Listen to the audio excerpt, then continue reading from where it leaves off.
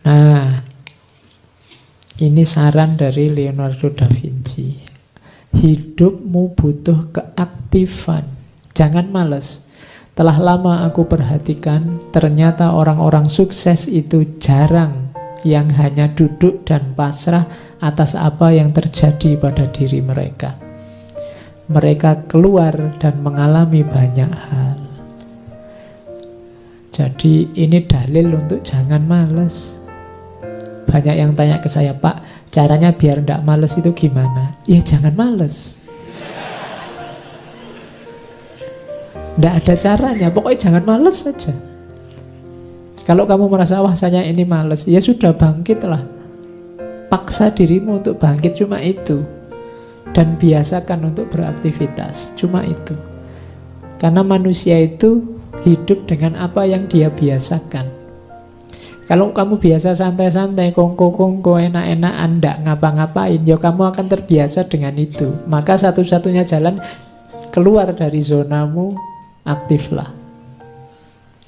Jadi kuncinya itu. Katanya Leonardo kan, saya sudah cek sendiri, semua orang sukses itu ndak ada yang dengan diam dan pasrah. Sukses di bidang apapun, sukses di bidang apapun. Tapi saya suksesnya ingin di bidang sufi ya Pak, yang pasrah, rela misalnya. Iya. Loh, mbok anggap sufi-sufi itu terus diam saja? Tidak. Mereka mengejar Tuhannya, mengejar anugerahnya, mengejar ridhonya. Oh, mereka justru tidak tidur siang hari, malam hari, isinya ibadah. Tidak ada yang kok males-malesan, itu tidak ada. Jadi kamu cita-citamu apa saja, tidak akan sukses kalau kamu hanya duduk dan pasrah. Tapi sekarang bisa loh Pak, jualan, pegang HP sambil duduk-duduk. Iyalah, tapi ya tetap nggak bisa diam saja. Jadi rumus pertama itu, kamu harus aktif. Dan rumus keaktifan itu kalau di Islam kan jangan dibayangkan kayak 1 tambah 1 2. Keaktifan itu upaya kita bergerak, tidak usah dipikir hasilnya. Kadang-kadang karena mikir hasil ini kan terus kita jadi pesimis. Alah Pak, saya kejar kayak gimana pun yo tidak mungkin kelihatannya kan terus itu. Karena kamu bergantung pada amalmu, bergantung pada tindakan. Jangan, bergantungnya pada Allah. Kamu bekerja, kamu beraktivitas, kamu bertindak, itu ya karena sunatullahmu sebagai manusia.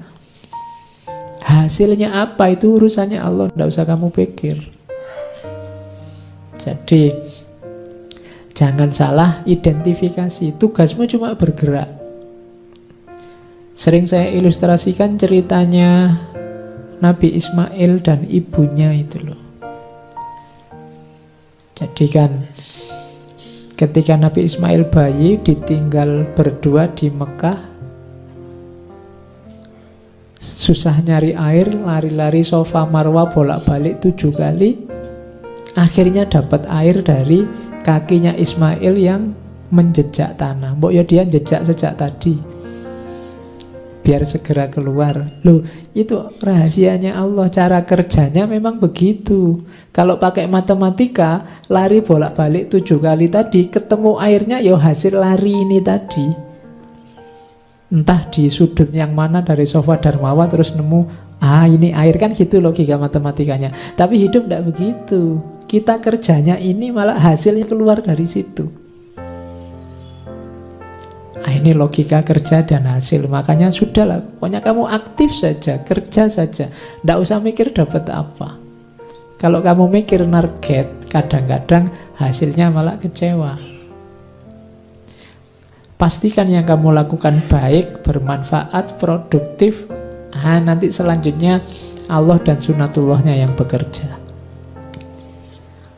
Oke, itu kalimat selanjutnya konotasinya sama. Aku pernah terkesan dengan pentingnya tindakan. Ternyata tahu saja tidak cukup, kita harus menjalankan. Ingin saja tidak cukup, kita harus melakukan. Tadi kan di depan diwanti-wanti harus berani bermimpi, harus berani berharap.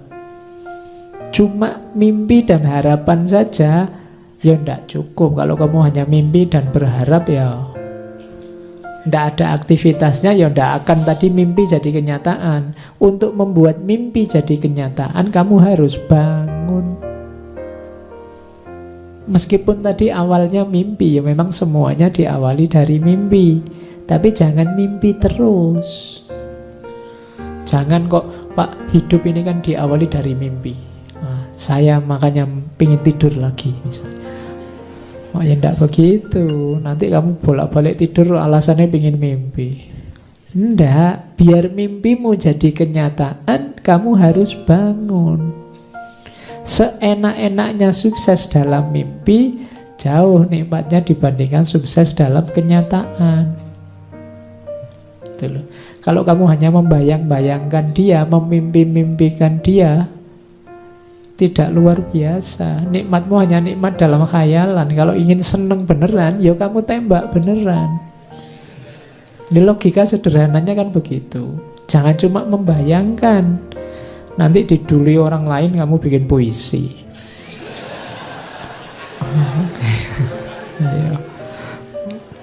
Oke ya, terus ini analogi dari Leonardo da Vinci. Besi berkarat karena tidak dipakai. Air yang diam akan kehilangan kejernihannya dan dalam suhu rendah dia akan beku. Demikian juga dengan ketidakaktifan akan melemahkan pikiran. Maka kita harus merentangkan diri kita sampai batas akhir kemungkinan. Kalau kurang dari itu berarti dosa, baik pada Tuhan maupun pada manusia. Itu maksudnya apa? Wujudkan potensimu, gunakan fasilitas, kekuatan, daya yang diberikan oleh Allah 100% semaksimal mungkin. Kalau tidak berarti dosa. Kenapa? Allah memberi, kita sia-siakan. Allah memberimu mata, memberimu akal, memberimu tenaga, kekuatan, telinga. Semuanya ini kan fasilitas dari Allah. Manfaatkan semaksimal mungkin untuk kebaikan, cita-cita, kebenaran, cita-cita, keindahan yang kamu miliki. Kalau ada yang tidak kamu gunakan atau kamu gunakan setengah-setengah, katanya Leonardo ini, berarti kamu sedang berdosa. Pertama, dosa pada Allah karena menyia-nyiakan anugerahnya. Kedua, berdosa pada manusia yang lain karena kamu harusnya bisa memberi manfaat besar tapi tidak jadi karena kamu malas. Jadi itu pesannya Leonardo. Kalau hanya dilihat pesannya saja kan tidak terbayang orang seperti Leonardo bisa ngomong kayak gini. Kamu ngertinya kan cuma lukisan-lukisan dan inovasi-inovasinya. Tapi tidak akan lahir orang sebesar itu kalau tidak punya filosofi hidup yang hebat. Dan ini diantara filosofi hidupnya. Jangan jadi kayak besi yang diam, karena sedahsyat apapun, sekuat apapun besi, kalau dia diam, maka dia akan berkarat. Air juga begitu, kalau diam maka dia kehilangan kejernihannya, dan kalau suhu turun dia akan beku. Pikiranmu juga begitu, kalau tidak sering digoyang dia akan beku. Kalau dia beku tidak bisa dimanfaatkan. Oke, terus as you cannot do what you want what you can do. Kalau engkau tidak bisa melakukan apa yang engkau inginkan, maka inginkanlah apa yang bisa engkau lakukan. Nah, itu penjelasannya ya. Jadi ya mimpilah, berharaplah, cuma yang terukur, yang bisa engkau lakukan. God sell us all things at the price of labor. Tuhan itu menjual. Apa menjual itu? Berdagang dengan kita, memberikan pada kita segala sesuatu, tapi ada harganya. Harganya apa? Labor, kerja. Kalau kamu ingin dapat sesuatu, kalau kamu ingin menghasilkan sesuatu, mewujudkan sesuatu,